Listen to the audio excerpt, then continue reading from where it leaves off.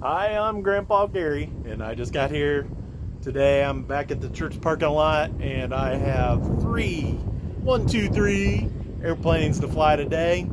I thought I'd get 3 quick flights in. We got quite a bit of wind, and get them up in the air and fly them around a couple times and bring them in nice and safe. And we'll put them away for another day, but I thought, let's just have a little bit of fun, even though it's a windy day. So I got the Aeros Viper, the E-flite T28, and the Hobbyzone Aeroscout with me today, and I just want to have a little bit of fun. And so that's what I done. I charged up these batteries. The plan was to give myself a little bit of time because I was working on the exhaust that came loose on my Cap 232, and it's pretty close.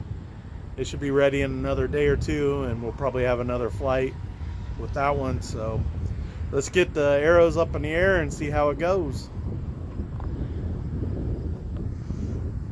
Well, that's awesome, Brian. I appreciate that you're watching live. I see several other people hopped on. I do appreciate it, guys.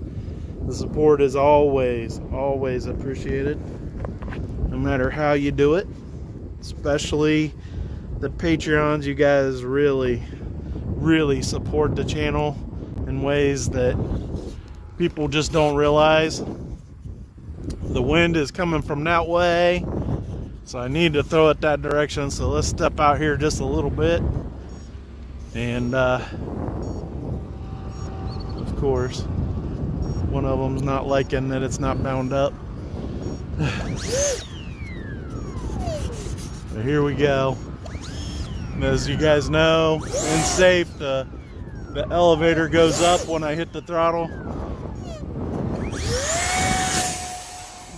Just like that. Makes it nice and easy. We'll bring it around, turn safe off. I'm not sure if it's the Aeroscout or the T28 that's buzzing at me, but all right, here we go. The safe is off. And the weight of the battery made the nose drop down. I don't know if you guys saw that, but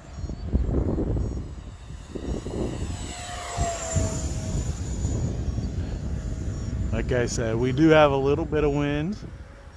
You can kind of see it in how the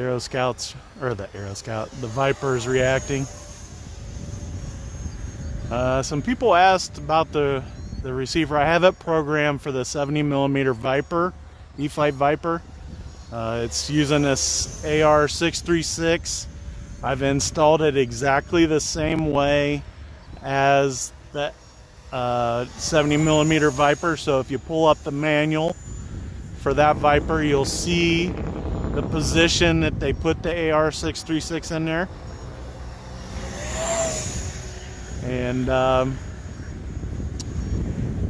one thing that I did have to do is I did have to reverse the elevator, I believe. So that's one thing to think about when you're in the programmer, because you can't do it in your radio or it'll mess up the AS3X.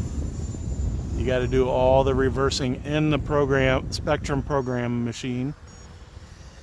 All right, let's get this thing lined up for a landing, and we'll bind to whichever one's beeping like crazy.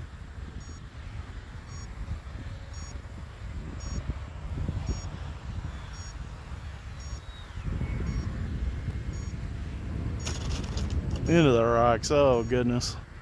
All right, let's see which one is beeping. It sounds like it's the Aeroscout. It is. So let's go to that one next. It's about halfway down the list here.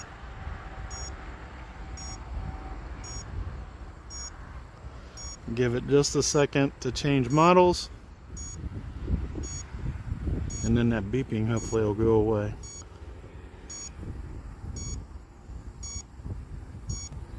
As soon as the orange light comes on,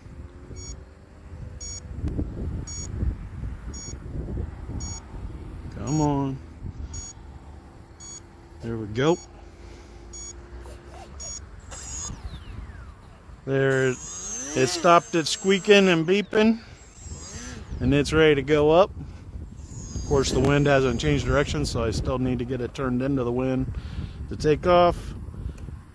We don't need no stinking safe. I'm in high rates already. Let's do it.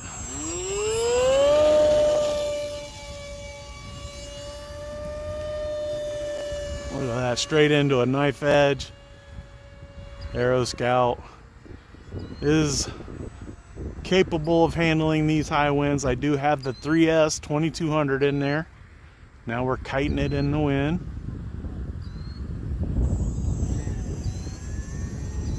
And this is with safe off. It's handling pretty good. And now we're going downwind. Let's bring it around. The wind just picked up. I was gonna do a loop, but here we go. Take it up a little bit and then bring it around tight.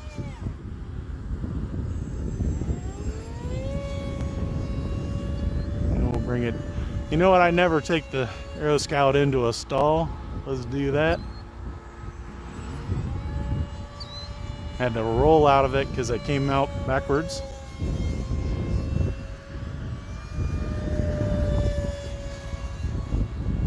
So there was a few guys flying the Aeroscout at the Horizon Hobby RC Fest, but their Try Me station was the tried and true trainer, which I can't think of the name of, but it's the one that most clubs have been promoting forever, and I think it's a 1.2 meter wing. And it comes in a ready to fly version.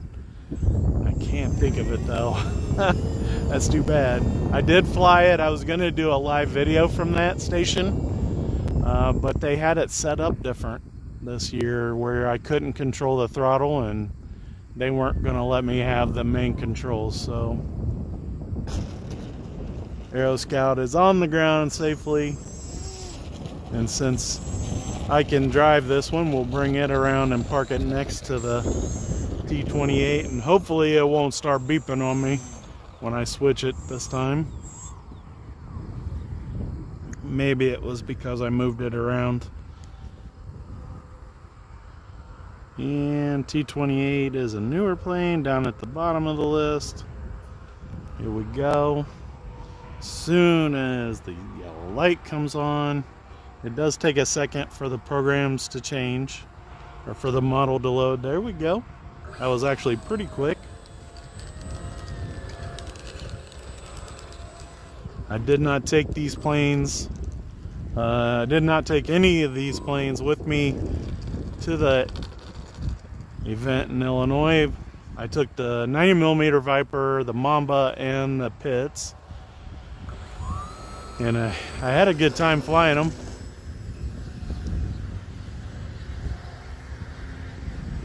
Safe is still off. A little bit of a knife edge. It was kind of crooked. It is a warbird. Well, I did get it too far away though.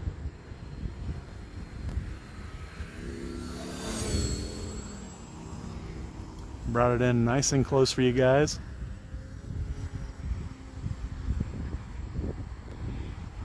Let's get it in the cross section here.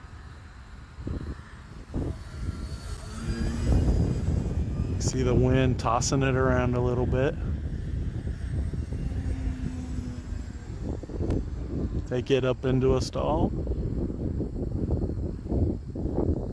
That was a nice one, came around the right way. Take it up high into a loop and bring it around tight as I can. Make sure that I bring it out of it before it gets to the ground.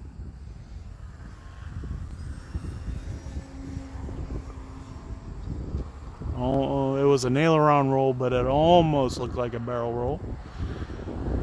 Almost had that up-down motion going on. Just a little bit. It was kind of a lazy aileron loop, or roll.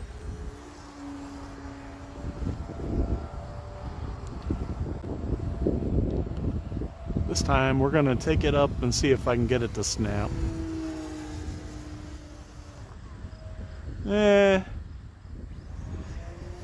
It was kind of lazy. It's kind of slow.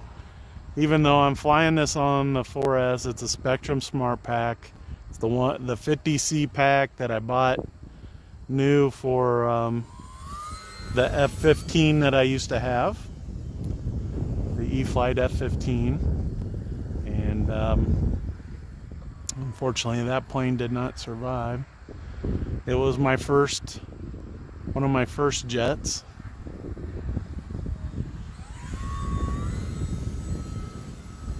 Taking it up into a kite. The wind got a little bit there, a little bit strong. But I just wanted them to be 3 short flights for you guys. I use the smart batteries so that I don't have to worry about discharging them after the flight.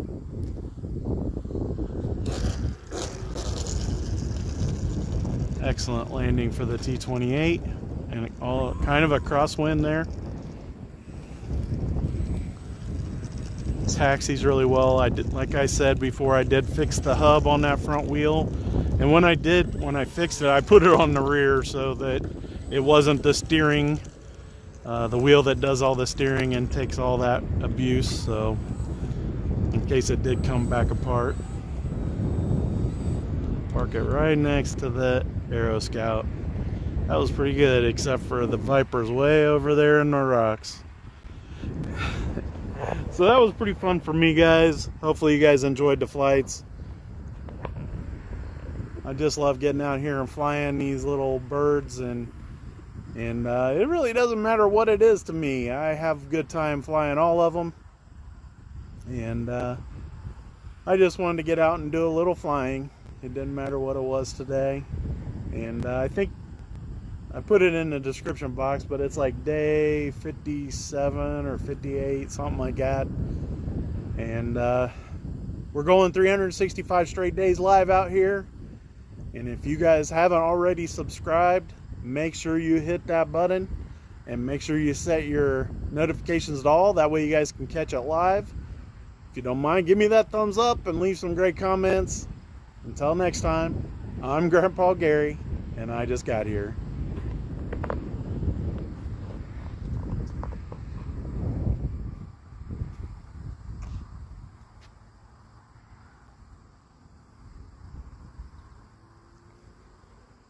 I would, JT, but my grandson's coming over.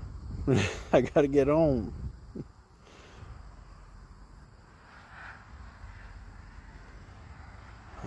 Brian, I think I only got the 190mm jet.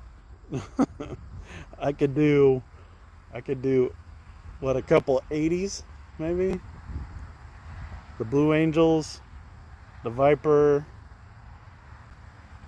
and the twin 64 F-15. I could do that.